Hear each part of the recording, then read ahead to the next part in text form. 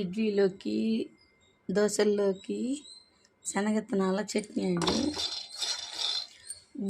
సిమ్లో పెట్టుకొని వేయించాలి. శనగిత్తనాలు సిమ్లో పెట్టుకొని వేయిస్తే గింజ తీపి వస్తుంది అన్నమాట చట్నీకి.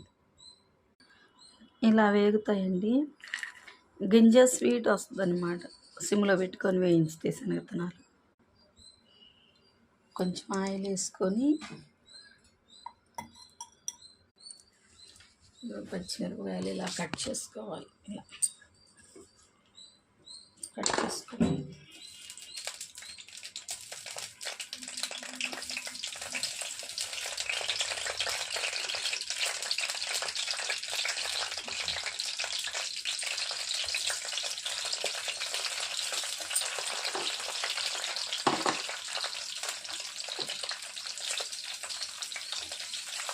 చట్నీకి ఇలా కట్ చేసుకొని వేయించాక చట్నీకి హై ఫ్లేమ్లో పెట్టుకొని వేయించుకోవాలి. ఎందుకంటే ఆ మిరపకాయ పైన ఉన్న అదనేది మిరపకాయ పైన తోలు తేలాలి నూనెలో, అప్పుడు చట్నీ బాగుంటుంది. మా అమ్మ వాళ్ళు హోటల్ పెట్టారండి. ఆ హోటల్లో మా అమ్మగారు ఇలాగే చట్నీ బాగా తయారు చేస్తారని పేరు.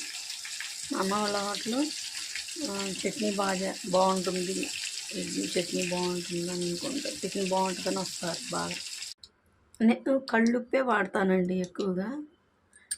గళ్ళుప్పు టేస్ట్ బాగుంటుంది అనిపిస్తుంది నాకు, అందుకని ఎక్కువగా కళ్ళుప్పే వాడతా వంటల్లోకి. ఇలా కొంచెం కళ్ళుప్పు వేసి, ఎండుమిరపకాయలు, ఇది కరివేపాకు ఖచ్చితంగా చట్నీ తాలింపులో ఉండాలి. ఎందుకంటే ఆ రెండు ఉంటేనే ఆ చట్నీ టేస్ట్ అనేది వస్తుంది. మళ్ళీ ఇలా పొట్టు తీసి అది అలా ఉంటాయి వేగి అలా మిక్సీకి వేస్తున్నానండి. ఇంకా ఎందుకో చట్నీ ఇంకా రెడీ అయిపోయిందండి. మిక్సీకి వేసాను ఇప్పుడే. ఇంకా కొంచెం తాలింపు కూడా కలిపేస్తున్నాను. ఇంకా చట్నీ రెడీ అయిపోయిందండి.